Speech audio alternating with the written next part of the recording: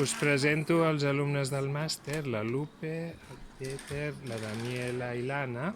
Hem vingut a veure Wojciech i els preguntaré què els hi ha semblat. Lupe, ¿qué te ha parecido?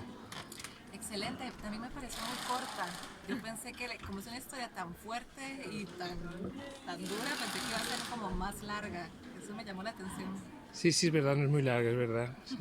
Peter, ¿y a ti? A mí me agrada mucho, especialmente a mí me ha gustado mucho la última parte del sinfonismo y me ha gustado la interpretación el doctor. Su pronunciación fue súper bien. Muy bien. ¿Y tú, Daniela? Bueno, yo puedo hablar de la escenografía, que me pareció muy interesante, con muchas intervenciones, sobre todo de las proyecciones que estaban más abstractas, que intervenían en todo el espacio.